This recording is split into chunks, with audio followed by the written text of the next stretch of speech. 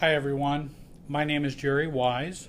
I'm a therapist from Family Tree Counseling Associates in Carmel, Indiana, just north of Indianapolis. And I'd like to share with you a new video on the topic of blaming. This one's entitled Marriage Killer Number 2, called Blaming. I just did a video that I hope you'll watch, which is Marriage Killer Number 1, Resentment, and what resentment is all about and how we can overcome resentment in our marriages and how we see resentment works. Today we're going to talk about how blame works and how we can get out of the blaming cycle, which is so common for marriages that are in trouble and marriages that have problems. Well, why is blame so important? Because I think it's one of the top 2 or 3 killers of marriages. It's kind of where a marriage that's not doing well gets stuck right at that blaming pattern. I blame you, you blame me. And we just go back and forth, and it doesn't ever really get resolved. The blaming just keeps the cycle going and going. And then we stay stuck. And actually blaming becomes the mechanism by which we stay stuck. Most people view blaming as a very natural and intuitive, or it feels very natural, very normal, which is what intuitive's about, way to respond to a spouse who won't take responsibility for their behavior or someone who has caused you some hurt or problem. That seems like a reasonable thing to do, is to blame them. I mean, shouldn't they take the blame? I mean, they were wrong, so shouldn't they be blamed? Well, the problem is somebody can be wrong. Somebody can even have wronged you. But what happens is once a problem takes hold, and a pattern begins, such as a pattern of blaming, then the problem becomes a system in and of itself. Problems can become a relationship system. We think it's the marriage, but actually it's the problem that has a life of its own. And so blaming is the infusion that keeps that problem going and gives it life, and then that problem just continues to fester, cause more problems, and keep us stuck. It feels so right to blame someone when they have been wrong or when someone has hurt us. It feels necessary, and it feels very much like I'm entitled to blame them. Look what they've done.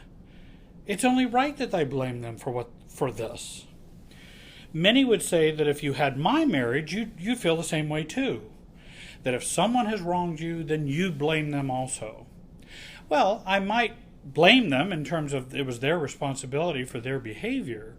But if I continue in the life of blaming, then blaming takes on a life of its own, and it creates a problem of its own, beyond the initial injury or initial problem. We do feel very justified. It seems only right. And, I understand spouses do bad things. Spouses do bad behaviors. All of us make mistakes. All of us hurt other people when we shouldn't. I'm not saying people don't do wrong things or bad things.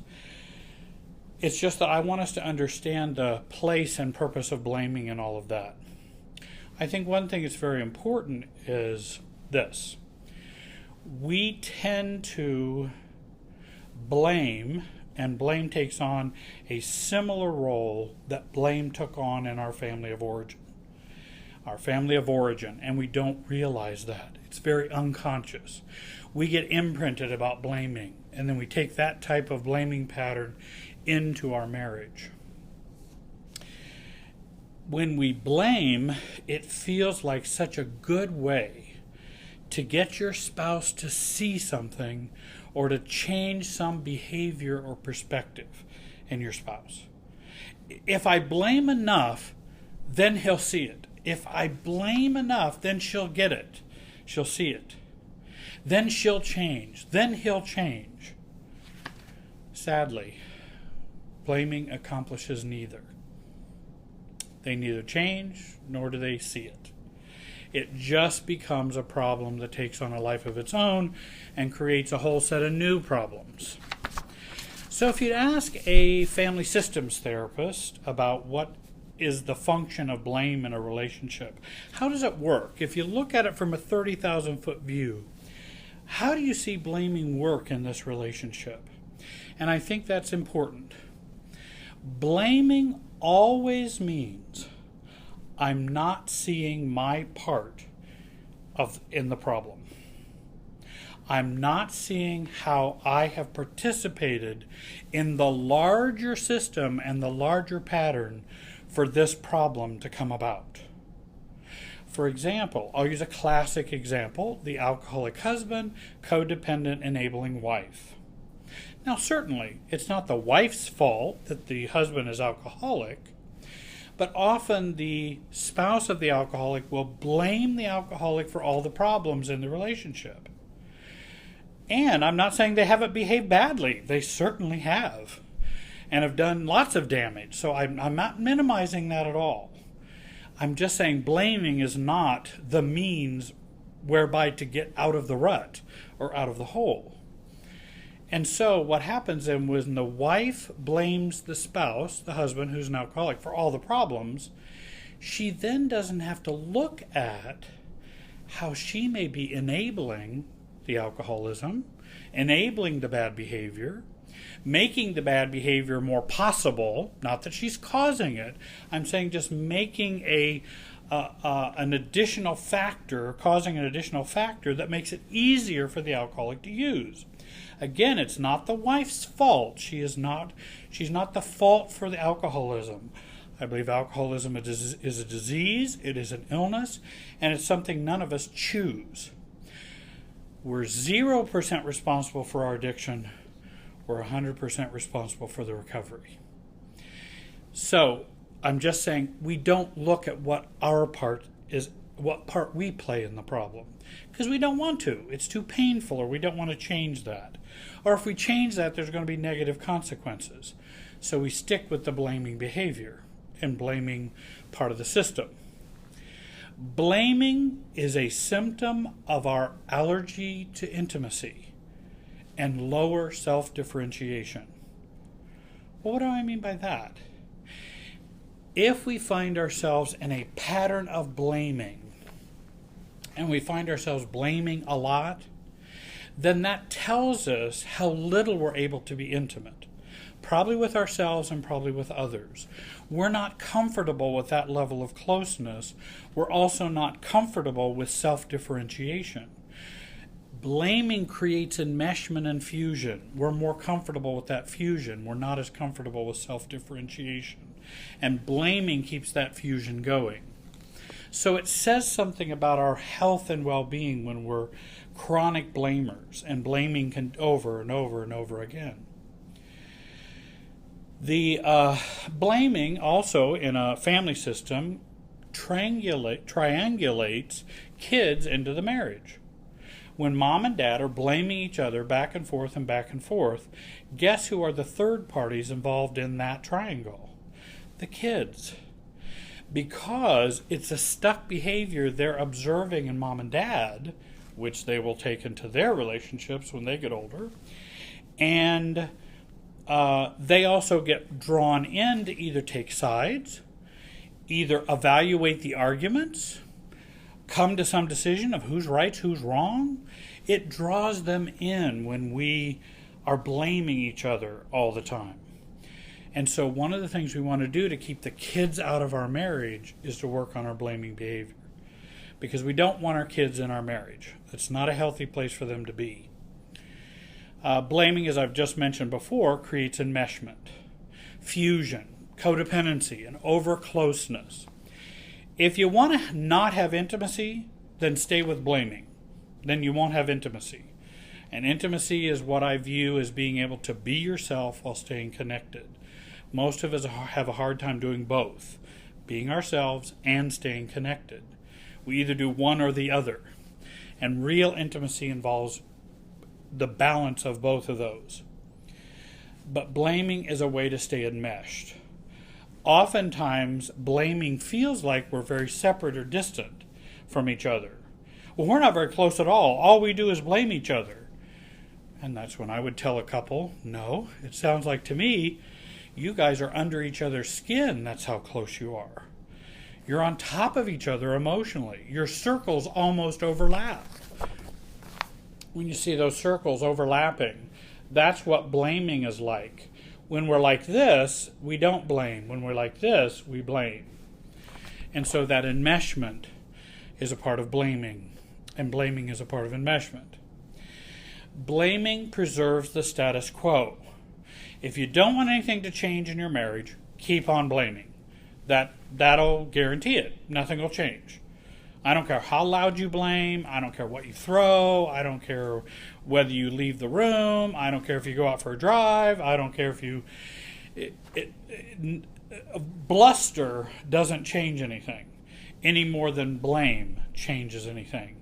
It just is a frustration that we are stuck. And then we do the blaming because we're hoping that will somehow change the other person. Blaming doesn't often change anybody. Blaming intensifies or preserves our role as a victim in our relationship systems. When we're a chronic blamer, when we're always blaming, you did this, you did that, well, it's your fault. You know what you did 10 years ago? That's what I'm talking about right now. If we're chronic in that way, when we are chronically blaming other people, particularly our spouses, then that is a continual reinforcement of me as a victim in the system.